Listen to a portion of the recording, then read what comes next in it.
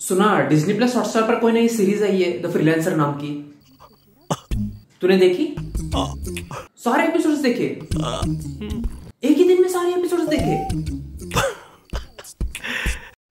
इसी साल यानी कि 2023 में डिज्नी प्लस हॉटस्टार पर एक सीरीज आई है जिसका नाम है द फ्रीलांसर। ये सीरीज 2 पार्ट्स में आई थी। सीजन 1 का पहला पार्ट कब आया मुझे पता नहीं, लेकिन सीजन 1 का सेकंड पार्ट 15 दिसंबर 2023 को आया और तब भी मैंने दोनों पार्ट साथ में ही देख लिए।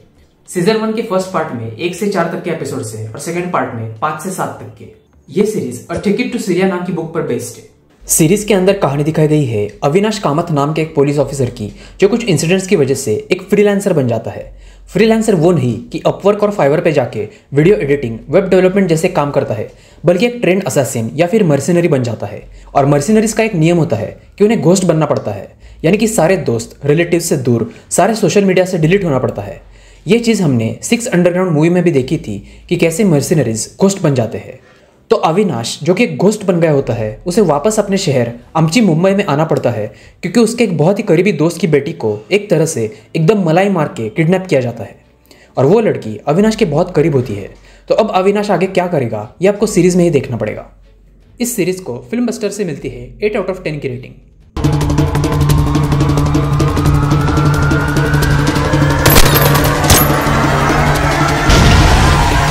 बढ़िया सीरीज है। मैं देखने से पहले सोच रहा था कि देखूं या ना देखूं, लेकिन अब जो मैंने सीरीज देख ली है तो ऐसा लग रहा है कि अच्छा क्या कि मैंने सीरीज देख ली। अगर आपने द केरला स्टोरी मूवी देखी है तो वैसे ही सिमिलर स्टोरी है, बस द केरला स्टोरी थोड़ी सी डिप्रेसिंग है और उसमें एक्सट्रीम वायलेंस दिखाया गया है जो कि एक्चुअली रियल सिचुएशन है।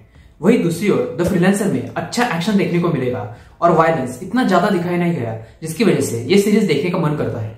ऑल्सो सीरीज में आपको बढ़िया टेक्नोलॉजीज देखने को मिलेगी, जैसे कि दूसरे किसी के फोन के सिग्नल को ट्रैक करने वाली गाड़ी, वो एयरप्लेन ड्रोन जैसे हॉलीवुड मूवीज में देखने को मिलता है। ऐसा ही एक एयरप्लेन ड्रोन हमने Avengers age of Ultron movie में देखा था, जिसमें वांडा और उसके भाई क्विकसिल्वर के बिल्डिंग पर बॉम्ब गिराया जाता है जब वो छोटे होते हैं। इस एयरप्लेन ड्रोन को अनमैन्ड कॉम्बैट एरियल व्हीकल कहा जाता है।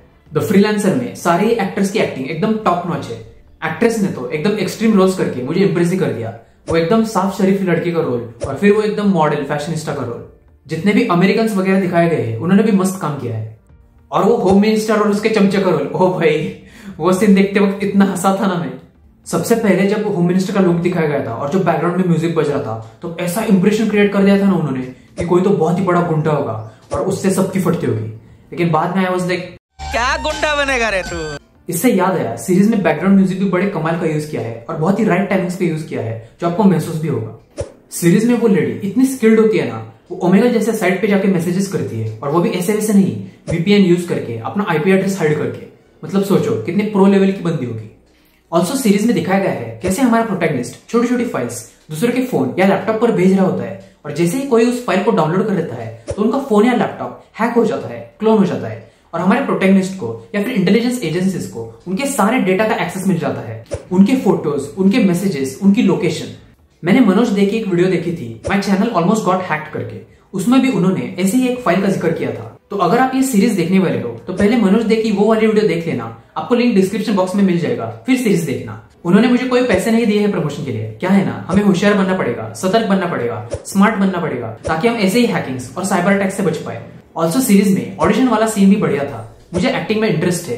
मैंने लॉकडाउन में एक्टिंग की ऑनलाइन क्लासेस भी ली थी और तब हमारे एक्टिंग के सर ने हमें बताया था कि एक बार आप ऑडिशन देके आ जाओ तो उसे भूल जाना है, उसके रिजल्ट्स के बारे में सोचते नहीं बैठना है, क्योंकि हो सकता है ऑडिशन में आपने आपका बेस्ट दिया हो, लेकिन कास्टिंग डायरेक्टर्स को मूवी के लिए एक स्पेसिफिक टाइप का ही कैरेक्टर चाहिए होता है और अगर आप उस कैटेगरी में फिट करते हो तो ही आपको मूवी के लिए कास्ट किया जाएगा, तो ही आपको रोल मिलेगा।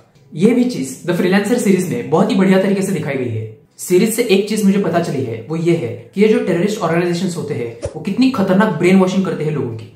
इमेजिन करो आपकी एक अच्छी पढ़ी लिखी फैमिली है जिसमें एक चार्टर्ड अकाउंटेंट है यानी कि सीए, एक पायलट है, आप रिच क्लास में हो, आपका उस टाइप का एक बढ़िया सा घर है जिसमें एक बढ़िया से डाइनिंग टेबल है, आप जो खाना खाते हो वो अच्छा शुद्ध खाना खाते हो और फिर आप वहां से आईसिस यानी कि टेररिस्ट के ऐसे इलाके में रहने के लिए जाते हो जहां पे हालात बद से बदतर है, गरीबों जैसा घर है, नीचे बैठ के खाना खाना पड़ रहा है, जो खाना खाते हो वो भी शुद्ध है या नहीं पता नहीं, आपकी पूरी लाइफस्टाइल चेंज हो जाती है।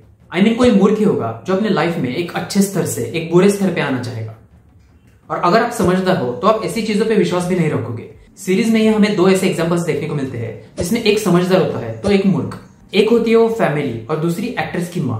एक समझदार इंसान होता है तो दूसरा अंधा। द फ्रीलांसर में आपको बस पहले एपिसोड में थोड़ा पेशेंस रखना पड़ेगा, उसमें थोड़ी सी स्टोरी बिल्डअप होती है, उसके बाद सीरीज बहुत इंटरेस्टिंग है। गेम ऑफ थ्रोन्स में तो हमें पूरे एक सीजन का पेशेंस रखना पड़ा था स्टोरी और कैरेक्टर्स के बिल्डअप के लिए। सीरीज के सारे एपिसोड्स में से सीरीज का लास्ट एपिसोड सबसे बेस्ट है। जब आप पहले 6 एपिसोड्स देख लेते हो तो लास्ट एपिसोड के लिए जो एक्साइटमेंट बढ़ जाती है ना, वो अलग ही है। और सीरीज की एंडिंग भाई भाई भाई भाई मजा ही आ गया। क्या है ना, मैं दृश्यम मूवी के विजय सारगावकर का फैन हूँ और मुझे ऐसे ही मूवीज और सीरीज अच्छी लगती है जिसकी एंडिंग ऐसे हो। ऐसे ही मूवीज और सीरीज विजय सारगावकर को भी अच्छी लगती थी। सीरीज का प्रोडक्शन बहुत ही बढ़िया है। वो एयरप्लेन ड्रोन का सीन ओ हो एकदम हॉलीवुड लेवल का। ऑल्सो सीरीज की एडिटिंग बहुत ही बढ़िया है, आपको बहुत जगहों पर महसूस होगी। जब 2 कैरेक्टर्स की वीडियो साइड बाय साइड आ जाते हैं, एक सीन से दूसरे सीन में ट्रांजिशन, फोटो से वीडियो में ट्रांजिशन, बहुत ही बढ़िया एडिटिंग की है। एकदम स्मूथ चीजें नजर आती है आपको और आपको ये बहुत महसूस होगा। इस फिल्म के प्रोड्यूसर है शीतल भाटिया। शीतल भाटिया एक प्रोड्यूसर है और फ्राइडे फिल्मवर्क्स के को फाउंडर है। उन्होंने a Wednesday, special 26, baby, toilet एक प्रेम कथा, MS Dhoni and untold story, missing, Aiyaary जैसी मूवीज प्रोड्यूस की है। और इसमें उनके साथ थे Neeraj Pandey as a writer और डायरेक्टर। और Friday Storytellers Friday Filmworks का ही डिजिटल कंटेंट प्रोडक्शन का हिस्सा है, जिन्होंने अभी तक स्पेशल ऑप्स 1.5, द हिम्मत स्टोरी और द फ्रीलांसर जैसी सीरीज प्रोड्यूस की है। और आपने आखिर तक वीडियो देखी है, मेरे वीडियो पे इतना टाइम स्पेंड किया है, तो आपके लिए एक तोहफा या फिर टिप। सीरीज देखते वक्त जो मेन कैरेक्टर है अविनाश और उसके बीवी के जितने भी सीन्स है वो फास्ट फॉरवर्ड कर देना, मत देखना। जो मेन स्टोरी है उतने ही देखना, आपका बहुत सारा टाइम बच जाएगा। जोर जोर से बोल के लोगों को स्कीमें बता दे। तो एक बार जरूर देखना है सीरीज, अच्छा एंटरटेनमेंट और कई सारी चीजें भी सीखने को मिलेगी। और आप सर्वाइवल इंस्टिंक्ट्स के बारे में भी सोचोगे कि अगर आप कभी ऐसी सिचुएशन में फंस जाते हो तब आप क्या प्रिकॉशंस ले सकते हो और क्या एक्शंस ले सकते हो। ऑल्सो गाइज, मैंने रिसेंटली अपने इंस्टाग्राम पे एनिमल मूवी का जमल कुडू सॉन्ग जो ट्रेंडिंग में चल रहा है उसका एक अलग वर्जन बनाकर डाला है। अगर आपको फुटबॉल, एनिमे या एनिमल मूवी की हाइप इनमें से कुछ भी पसंद है तो चेकआउट करना। आपको मेरे इंस्टाग्राम का लिंक डिस्क्रिप्शन में मिल जाएगा। आज के लिए बस इतना ही, मैं मिलता हूँ आपसे अगली वीडियो में। तब तक के लिए बाय बाय, सी या, टेक केयर।